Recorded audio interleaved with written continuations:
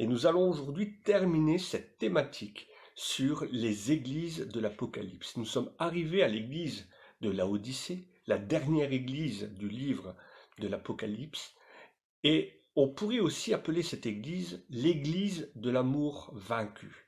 Alors je vous invite à prendre la lecture avec moi, donc dans le livre de l'Apocalypse, chapitre 3, versets 14 à 22. Je vais commencer la lecture. Laodicée, écrit à l'ange de l'église de Laodicée.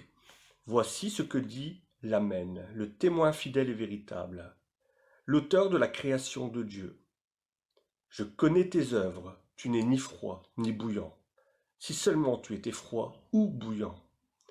Ainsi, parce que tu es tiède et que tu n'es ni froid ni bouillant, je vais te vomir de ma bouche, parce que tu dis, je suis riche, je me suis enrichi, je n'ai besoin de rien. Et parce que tu ne sais pas que tu es malheureux, misérable, pauvre, aveugle et nu. Je te conseille d'acheter chez moi de l'or éprouvé par le feu, afin que tu deviennes riche, et des vêtements blancs afin que tu sois vêtu, et que la honte de ta nudité ne paraisse pas. Un collier pour oindre tes yeux, afin que tu vois. Moi, je reprends et je corrige tout ce que j'aime. Et donc du zèle, et repens-toi. Voici, je me tiens à la porte et je frappe. Si quelqu'un entend ma voix et ouvre la porte, j'entrerai chez lui, je souperai avec lui, et lui avec moi. Le vainqueur, je le ferai asseoir avec moi sur mon trône, comme moi, j'ai vaincu et me suis assis avec mon Père sur son trône. Que celui qui a des oreilles écoute ce que l'Esprit dit aux églises. Si nous prenons un instant le livre des Juges, nous connaissons ce livre et en particulier, nous connaissons tous Samson. Pourquoi Samson a-t-il perdu à un certain moment sa force légendaire? Eh bien, peut-être tout simplement parce que il a oublié Dieu, il a mis Dieu de côté, il s'est coupé de Dieu. Le fait de lui avoir coupé les cheveux était l'expression extérieure de ce qui se passait à l'intérieur de lui. Et c'est ça le drame. Samson avait reçu, dès son plus jeune âge, une bénédiction, un héritage particulier. Il avait reçu un ministère particulier. Mais il a dénigré ce ministère, il l'a vendu, il s'est perdu. Et le jour où le combat devait se présenter face aux Philistins, Samson croyait toujours pouvoir les vaincre, mais comme il avait perdu sa force, et ça il ne le savait pas encore, eh bien il a perdu. Samson avait trahi le secret de sa force légendaire. Et le contexte de la ville de Laodicée est plus ou moins identique. Laodicée était une ville, un centre financier extrêmement prospère. La laine y était réputée de partout dans le monde. C'était vraiment une ville très riche. Elle avait aussi une particularité, c'est-à-dire, grâce à la ville de Hiérapolis, située à 13 km de Laodicée, elle pouvait recevoir comme cela, euh, par, euh, par cheminement, l'eau chaude, l'eau thermale de la ville voisine. Mais lorsque l'eau arrivait à Laodicée, elle était tiède, l'eau s'était refroidie. Et le problème, justement, euh, était que cette église, elle était comme Samson, c'est-à-dire elle avait reçu, comme toutes les églises, un rayonnement, elle avait reçu un héritage particulier. Rappelez-vous, l'église d'Éphèse avait reçu l'enseignement des plus grands apôtres, comme Pierre, comme Paul. Eh bien, elle avait reçu, la ville de Laodicée aussi, un héritage spirituel important, mais elle s'est fiée à sa richesse, elle s'est fiée à ses ressources, à tel point qu'elle va vendre l'héritage le plus précieux qu'elle ait pu recevoir, c'est-à-dire Jésus-Christ. Christ est en dehors de cette église. Dieu est en dehors de cette église. Cette église n'a plus Dieu. Et c'est un problème parce que le vrai thermomètre, le vrai centre d'une église, au-delà des messages, au-delà de la louange, au-delà de tout ce qui peut se passer dans une église, le vrai centre, c'est Christ. Colossiens, chapitre 1, versets 16 à 18, l'apôtre Paul nous le rappelle lorsqu'il dit Tout a été créé par lui et pour lui. Il est avant toute chose, et toute chose subsiste par lui. Il est la tête, il est le corps de l'Église. Jésus est l'alpha, il est l'oméga, il est le commencement, il est la fin. Et si Christ n'est pas au centre de notre louange, si Christ n'est pas au centre de notre message, si Christ n'est pas au centre de l'Église, eh bien l'Église est pauvre, tout simplement. On ne peut pas ignorer cela. Jésus est le centre, il est l'essentiel. L'Église de Laodicée se croyait riche, et elle était riche, effectivement, mais au sens littéral, au sens financier. Eux, les leaders, les leaders du marché de la laine, étaient nus. Ils étaient nus. Ils se croyaient riches, mais ils étaient pauvres. Ils avaient oublié que la véritable richesse d'une église, c'est Jésus-Christ lui-même. Pierre nous dit dans 1 Pierre chapitre 1 verset 17, « Le Père juge les œuvres de chacun. Conduisez-vous avec crainte pendant le temps de votre pèlerinage. » L'apôtre Jean nous dit aussi dans le livre de Jean chapitre 9 verset 39, « Je suis venu dans le monde pour qu'un jugement ait lieu, pour que ceux qui voient, voient, et pour que ceux qui ne voient pas, pour que ceux qui ne voient pas voient, et pour que ceux qui voient deviennent aveugles. » Il y a là vraiment un avertissement, quelque chose de sévère, quelque chose d'important qui nous est dit. Une fois de plus, le problème de Laodicée, le problème de cette église, c'est que le monde extérieur dépeint sur cette église.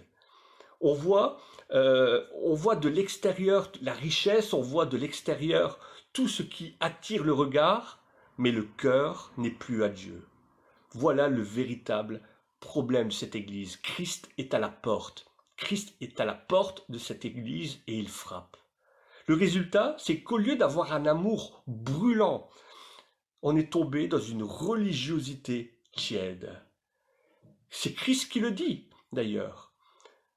Il dit à cette église, une église à vomir. Les mots sont tellement forts, les mots sont tellement durs. Cette église est à vomir. Ce n'est pas moi qui le dis, c'est le Christ.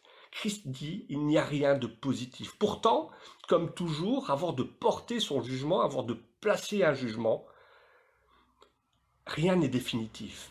Jésus ne veut pas punir. Jésus veut corriger, veut changer la trajectoire. Au-delà le mot peut sembler surprenant, corriger, mais Jésus veut vraiment que cette église change de trajectoire, que cette église se repente. Il veut ramener ces personnes dans le droit chemin.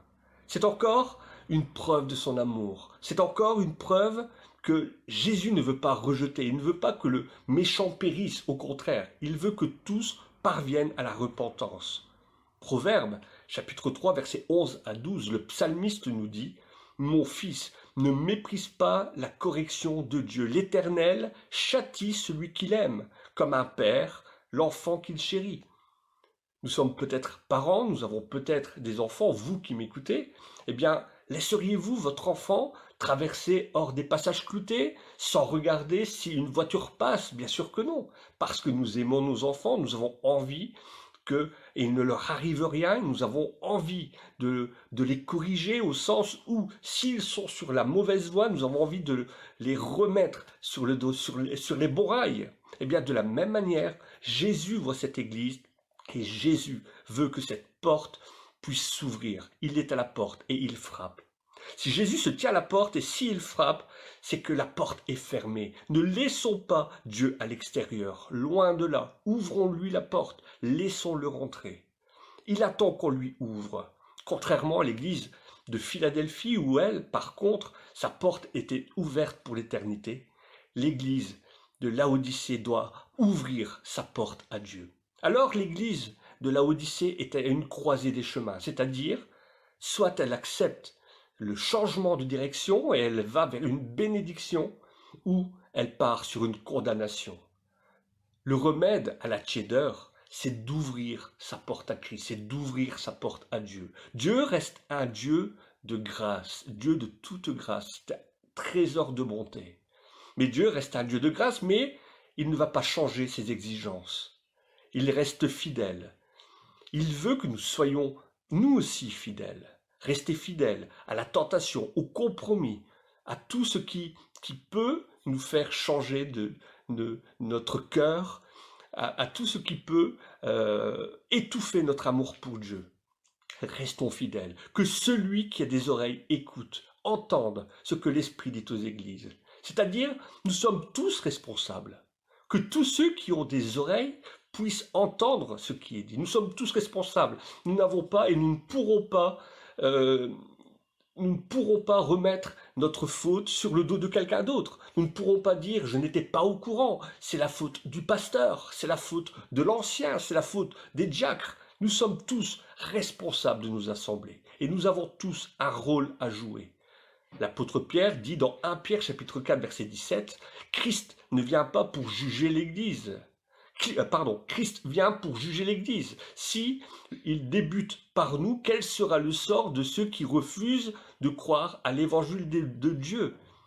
Alors oui, il y aura des vainqueurs dans chaque Église. Parfois ils seront nombreux, parfois ils seront moins nombreux, comme ce fut le cas à Sardes et à Thyatire.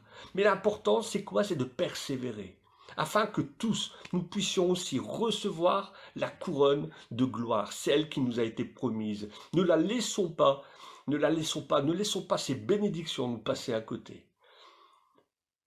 Depuis cette thématique, n'oublions pas que nous sommes tous vraiment responsables des paroles que nous disons et des actes que nous faisons, des paroles que nous prononçons. Alors vraiment, que nous ayons à cœur notre Église locale, qu'elle puisse grandir, qu'elle puisse prospérer, afin qu'elle ne s'endorme pas, comme ce fut le cas dans certaines églises, qu'elle ne s'enfonce pas, comme ce fut le cas à Éphèse, que notre amour ne s'enfonce pas, ne s'ensable pas. Restons vigilants, restons des chrétiens bouillants et non tièdes. Soyons des chrétiens toujours dans cette relation avec Dieu, toujours en train de rechercher la présence de Dieu, et non pas une religiosité tiède. Frères et sœurs, je vous remercie de m'avoir écouté, et si vous avez des messages peut-être, si vous avez des questions sur le message qui a été donné aujourd'hui, sur cette étude, n'hésitez pas à les poser, nous nous ferons un plaisir d'y répondre. Si vous avez des sujets, des thèmes d'études en particulier, n'hésitez pas, donnez-les, et on se fera vraiment un plaisir de répondre à vos questions, encore une fois. Soyez bénis, et vraiment au plaisir de pouvoir se retrouver au plus vite ensemble, afin de partager ensemble, comme une église, c'est-à-dire en une assemblée vivante, la parole de Dieu. Mes amis, bonne journée, soyez bénis et à la prochaine. Bye.